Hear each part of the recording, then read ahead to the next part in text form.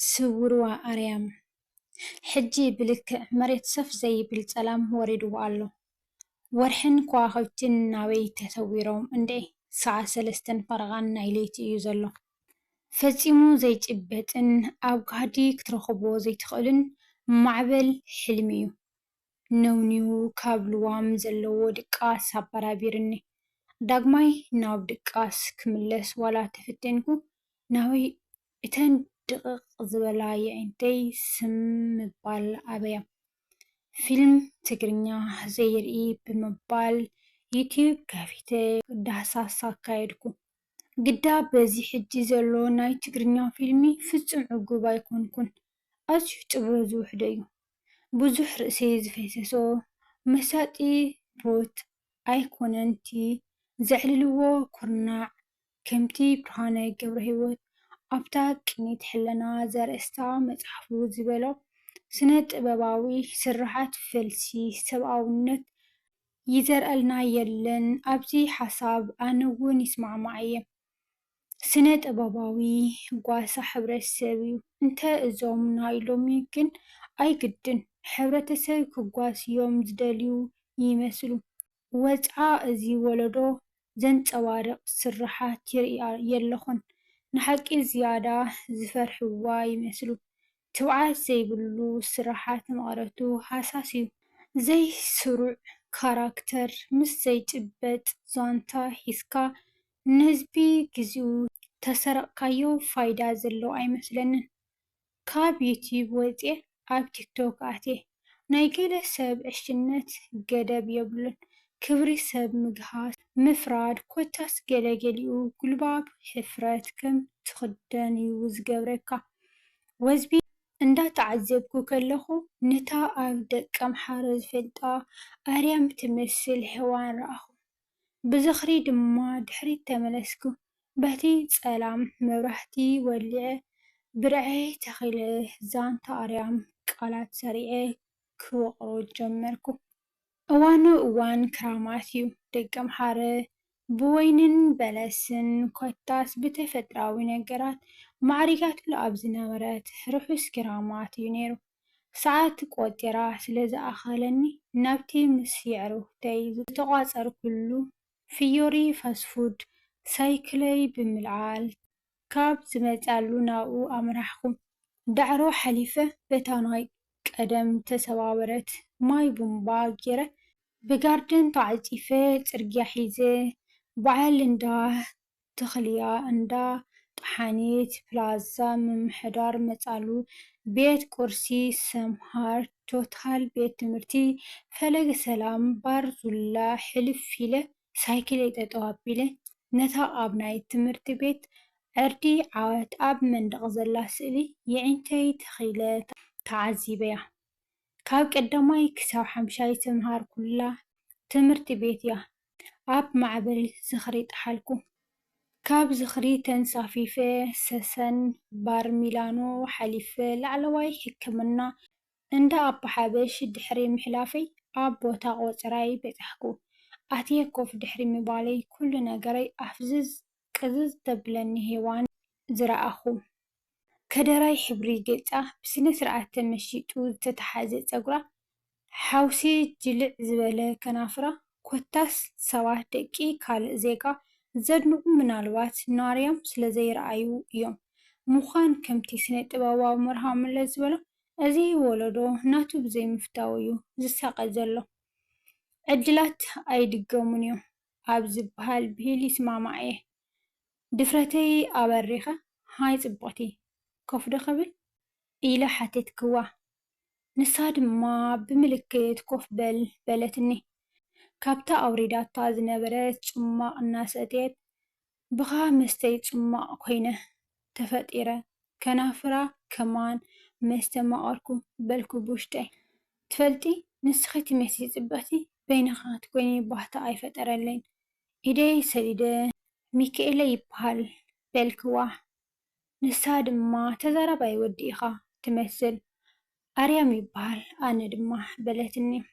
እተን ሰደደተን ልስሉሳት ኣጫብዕታ ኣብ ኢደይ ዓረፋ ጨቢጠ ሓስክወን ፀኒሐ ፈናኽዋ። ሓቂ ጋሻ ኢኺ ኢላ ሓተትክዋ። እዋ ጋሻየ ብኸመይ ደኣ ፈሊጥካኒ በለትኒ። ማይ ደቂ ኣምሓረ ዝጠዓመት ሄዋን ዶ ከይትጠፍኣኒ። ጽቡቕ ኣለኻ ጓል ኣስመራ እየ። ክረምቲ ክረምቲ ምስ ዓባየ ኣብዚ እየ ዘሕልፎ። ደቂ ኣምሓረ ከዓ ኬፍ እያ ትበኒ። ሓቂ ኺእኺ እዛ ምድራዊት ገነት ኬፍ ኣለዋ። በልኪ ገድፈካ ጽቡቕ ወዲ ኣይትጥፋእ። ዳርጋ ብመኻደ ኢኻ መጺኻ ሕሳብ ከፈለት። ይቅርታ ደኣ እምበር ቴሌፎን ክዘይትብኒ በልክዋ ፀገም የለን ብምባል ሂባትኒ ተዓጀለት። ምስ የዕሩኽተይ ሻሂ ሰትየ ገዛይ ተመሊሰ።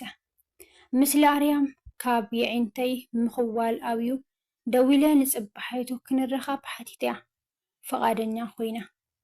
ኣቦታ ቁፅራ ዝያዳ እታ ቀዳመይቲ መዓልቲ ማዕሪጋ መፅያ። ኣብ ኣሰሬና ተራኺብና ነዊሕ የዕልና ጽባቐ ኣርያም ተበርቢሩ ኣይውዳእን እዩ። ኣብ ምፍልላይና ግን ሓደ መርድእ ኣርዲኣትኒ። ሰላም ኢትዮ ኤርትራ ኣብ ምዕፃው እዩ ነይሩ። ሚካሓወይ ደብ ኩዕሶ እዩ ዝመስል ዘሎ።